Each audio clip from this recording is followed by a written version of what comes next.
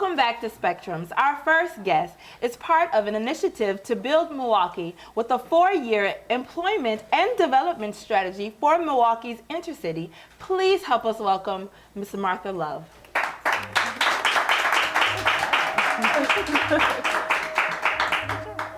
Hello. Yes, bring it out. You came with information and knowledge for us. Yes. Thank you. Okay, excellent. Okay, now you are working on an initiative for Milwaukee to bring jobs here, and it's called Build Milwaukee. Can you tell us more about that? Well, actually, Ed McDonald, one of the instructors at the UWM Extension, he is, along with a committee of 29, they have identified areas in Milwaukee where they feel it can be very beneficial for residents. They're talking about creating 11,000 jobs, average annual wage of $36,000, and the pay being $17.50. So they want to use current funds that Milwaukee County government's using and also that the city of Milwaukee is using. So everything is in place. Now they have to create this community council in order to encourage legislators to embrace this concept. So in our community next week, at community brainstorming, we are going to have a program called Milwaukee Labor.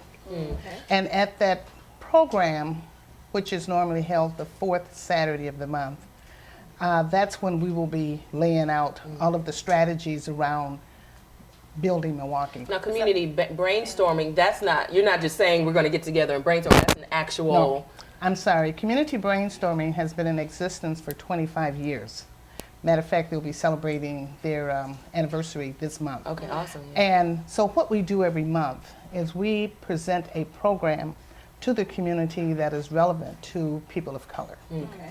And so we saw this particular Build Milwaukee as being a very relevant issue to talk about, given the fact that unemployment in our community for black males is like 49%. And I say black males because there's just a lot of devastation when our husbands and boyfriends are not with us to help raise the children or to just help make that kind of decision for our community. Why would you say is it the black male that's suffering so much from this? The black male is suffering extremely from this whole issue of poverty. They're in they're incarcerated. They're not with the families. They're not there to be a family unit, irregardless of how it occurs. And let's face it, the black man is a part of our existence. Yes. And so we want to make sure that our children know that, and someone has to pretty much carry on. So we want to make sure that our young people are taught that it is okay to work, but it's also okay to be creative. And so that's why it's so important. We also have a lot of women that are, there's an increase in incarceration because of the lack of poverty in our community. Go ahead. So I'm looking more at the Build Milwaukee, and as far as bringing jobs here, because we know unemployment is at an all-time high right now. How are these jobs going to be created? What companies are going to be involved in this, or is that still a part of building? The development part of it. That is pretty much part of the development. Okay. But having the 29 people get together and then rolling this whole concept out to the community is to build around it. Clearly, African Americans have always created jobs. We just kind of forget that we're real good with creating jobs. I was talking to a woman last week at a great event, and she was saying that she had created a personal service business for herself. That's wonderful. What does she do? She helps elderly and other people that don't have time, they got to work 2 and 3 jobs to take care of the family. She helps them by helping with take care of the kids and also helping with grocery shopping, washing clothes, and things of that nature. So there is, with this particular plan here, when we do encourage our people, African Americans and other people of color, that how critical it is that when they appear at a job site, which you just got, appear at a job site, that they are dressed for success. You know, it's okay to look otherwise, but when we're going to ask someone to pay us, we gotta look the way they want us to look and, you know, kind of speak the standard English, which we all do, although sometimes we slip into a little Ebonics. And what should we talk about?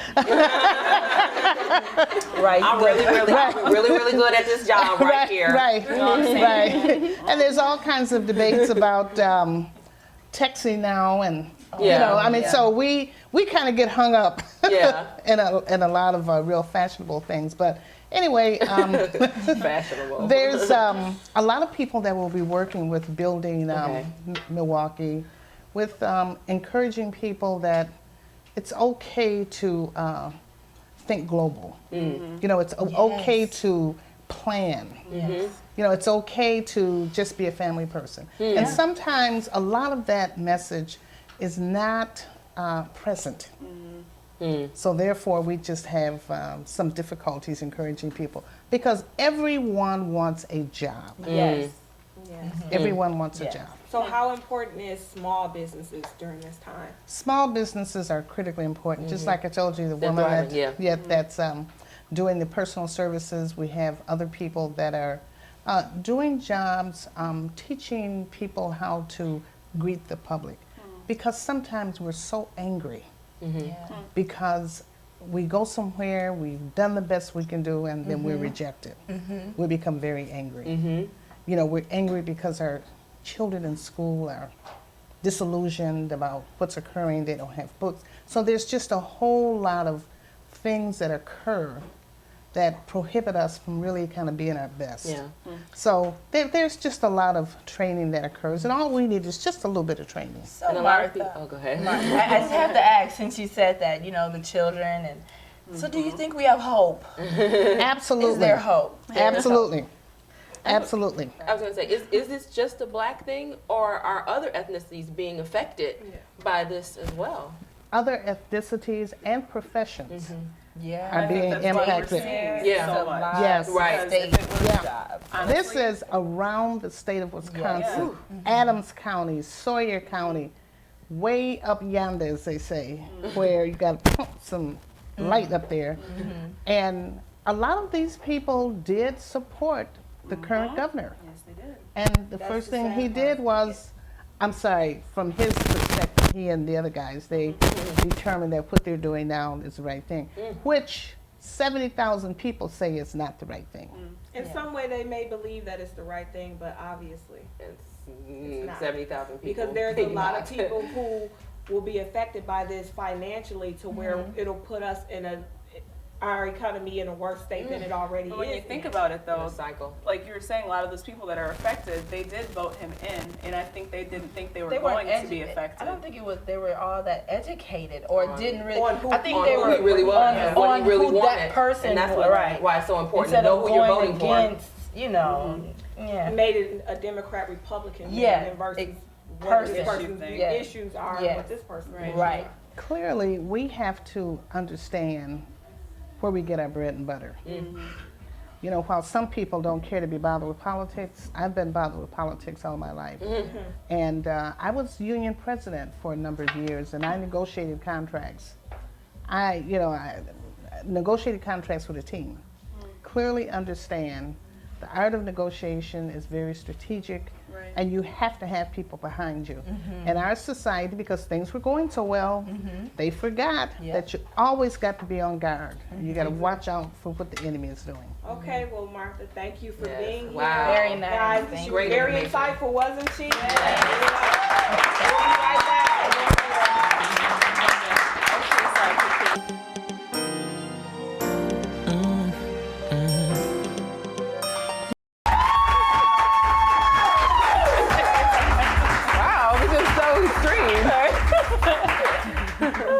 Welcome back to Spectrums. If you've been struggling in the job market, our next guest is here to offer up some helpful tips to give you a boost in this competitive job market. Please welcome Amy Hansmann.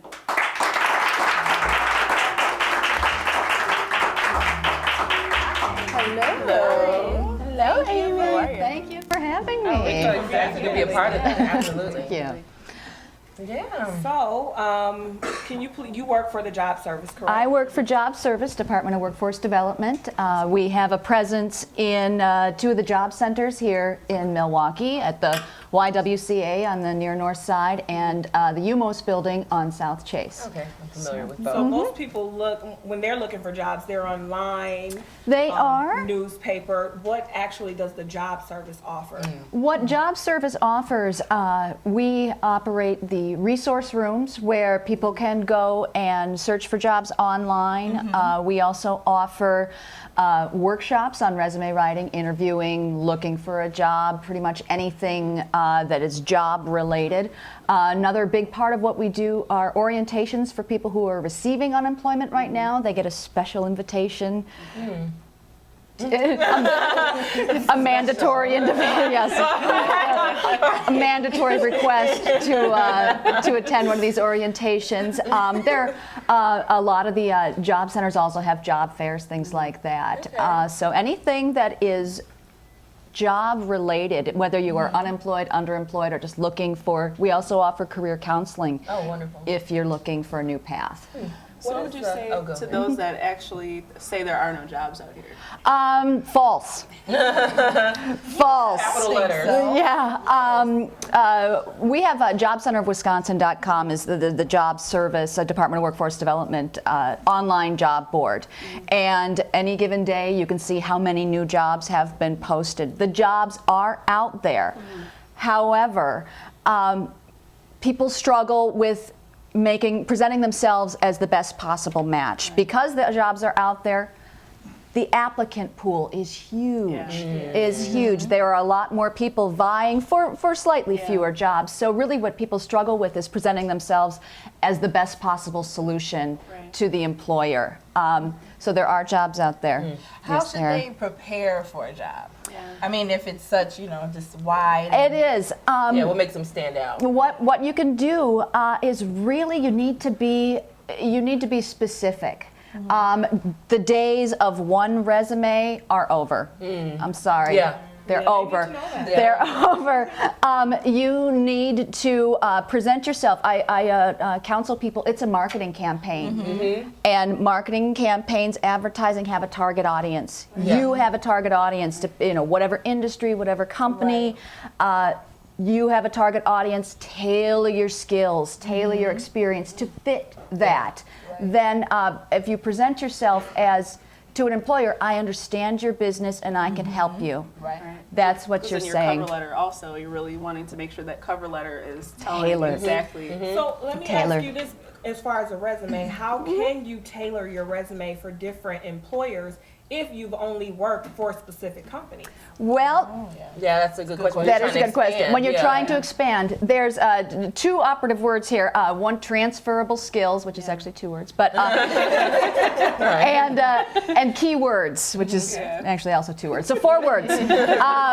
Transferable skills, those kinds of skills that if you don't have a long work history, you're young, you just graduated high school, college, or whatever, or you want to switch gears. Yeah. Transferable skills are those things that transcend any sort of industry, whether I'm organized, whether I'm detailed, whether I have leadership ability, if I can write, if I can speak in public. Can I move those around and really opening up your perspective as to what counts as experience and as a skill. It does not have to be something that I received a paycheck for. It's what did I do in school? What do I do on my weekends? Do I do babysitting, lawn work?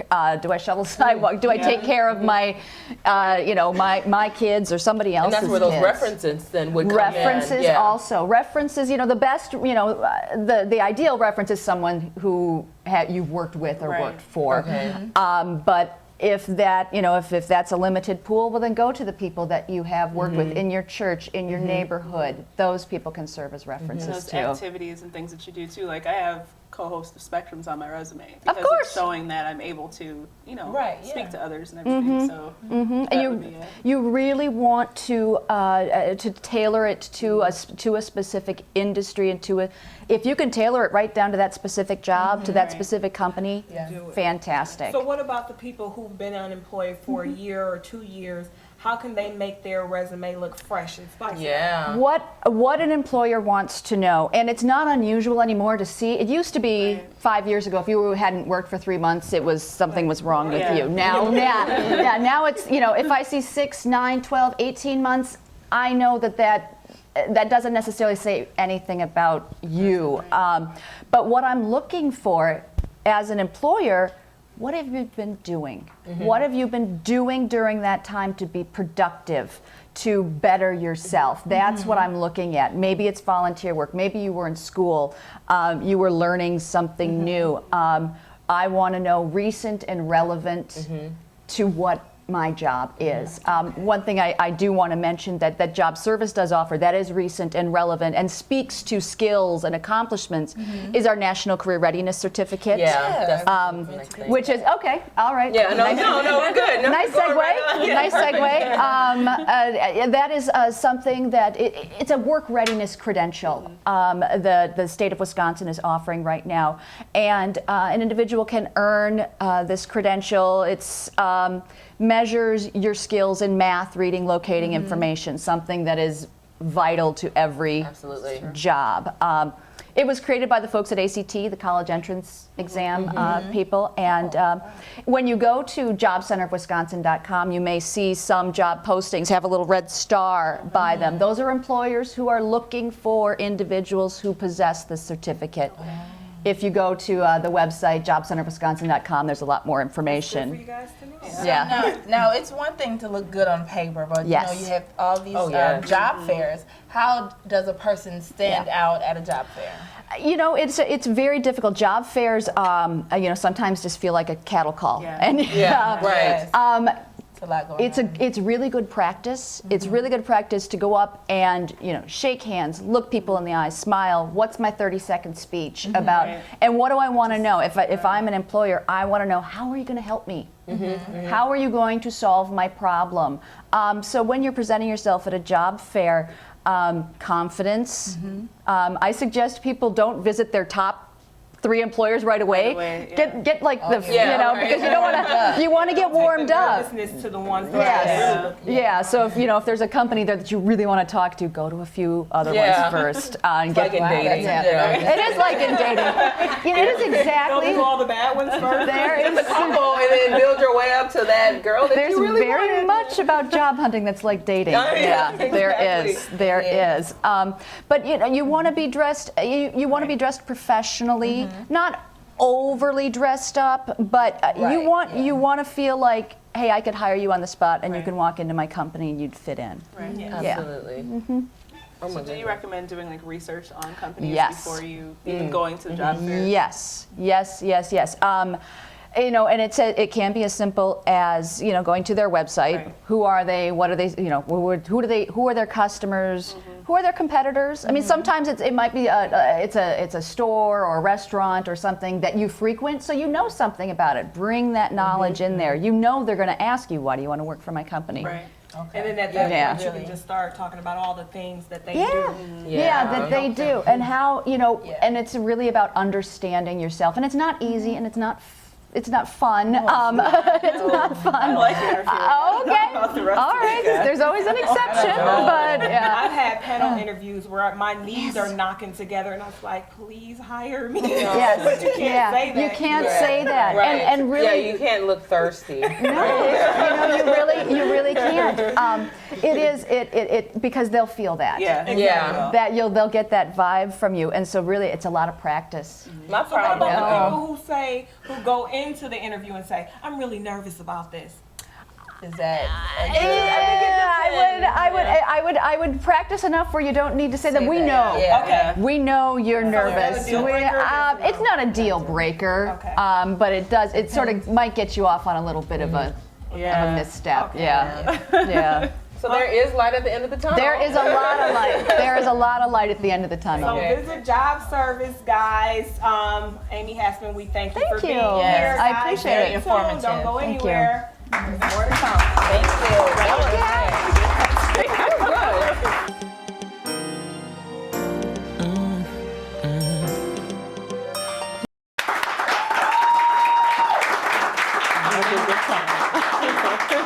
Yes. welcome back to Spectrums, everybody. Our next guest is ready to give us some financial tips to help us stay afloat in today's economy. Please help us welcome Yasmina Carroll, financial consultant and regional leader of Primerica. Come on, boy. They were like, oh. I have more. I just put it a little bit. Hello. Okay, so for those of us who don't know what Primerica is, can you tell us what Primerica is and the part you play with it? Sure. Or in it, I should say? Oh, that's fine. Well, actually, as she said, I am a regional leader with the company and agent. We assist people on how to make money and how to save money, educating people on what they need to do with their money. We have so many people that are falling short with what they need to do with their finances when they receive it. Unfortunately, when we get a paycheck, there's no, what do you do with this thing? It's already spent. So there's no instructions on it. So therefore, that's where we fit in. Oh, awesome. So when dealing with spending and saving, how can one save if they don't have any money to Yeah, I save? was talking about that Or earlier. Yeah. Does everybody Yeah. have money to save? That I mean, is it $5. just kind of an idea that we have that maybe we don't have it, but do we actually have it? Well, what I would say is just by experience and what I've learned thus far is I believe that it actually starts around our kitchen tables. It starts at being a youth and what our families are, pouring to us as being youth. But one great thing is it's not too late for us as we do become adults and, we're out here in the real world. Right. We have to actually, it's a mindset. Yeah. It's totally a mindset. And it's totally knowing that you have to find some discipline, and it has to be learned discipline. And if an individual, you have to really come to an understanding that, hey, I need this help, the help is available, and I need to utilize what's given. And so what's a financial needs analysis? You can Okay, help with well, that, a financial needs analysis, it does assist people in the areas of retirement goals, asset management, debt elimination. We also educate people on the right type of life insurance to have. And one thing that's great about what we do with our financial needs analysis is complimentary.